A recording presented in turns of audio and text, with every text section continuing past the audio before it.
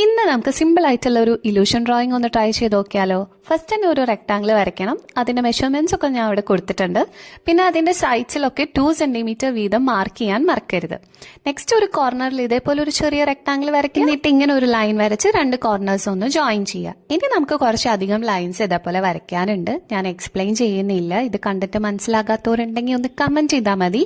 ഇതിന്റെ ഒരു detail video നമുക്ക് അപ്ലോഡ് ചെയ്യാം. കാണാൻ കുറച്ച് ടഫ് ആണെന്നൊക്കെ തോന്നുന്നു. നമ്മൾ ഓൾറെഡി മാർക്ക് ചെയ്ത ഭാഗത്ത് ജസ്റ്റ് ലൈൻസ് വരച്ച് അതൊന്ന് ജോയിൻ ചെയ്ത് കൊടുത്തു. ഇനി ഒരു ബ്ലാക്ക് മാർക്കറോ ബ്ലാക്ക് ജെൽ പെൻ എടുക്കുക. എന്നിട്ട് അതിന്റെ ഔട്ടർ പാർട്ടിൽ ഇങ്ങനെ ഒന്ന് കളർ ചെയ്യുക.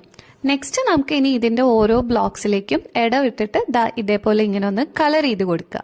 നമ്മുടെ ചെസ് ബോർഡിലൊക്കെ ഉണ്ടാവുന്ന പോലെ. ഇനി ആ ഒരു റെക്ടാംഗിളും കൂടെ ഫുൾ ബ്ലാക്ക് കൊടുക്കുക. പിന്നെ പെൻസിൽ ഉപയോഗിച്ച് ജസ്റ്റ് ഒന്ന് ഷെയ്ഡ് ചെയ്ത് കൊടുക്കുന്നുണ്ട്. അങ്ങനെ നമ്മുടെ ഇലൂഷൻ ഡ്രോയിങ് ഇവിടെ കഴിഞ്ഞിട്ടുണ്ട്. അപ്പൊ ഇതെല്ലാവരും ഒന്ന് ട്രൈ ചെയ്ത് നോക്കുക. ഇനി വീഡിയോ ഇഷ്ടമായ ലൈക്ക് ചെയ്യുക, കമന്റ് ചെയ്യുക, സബ്സ്ക്രൈബ് ചെയ്യുക.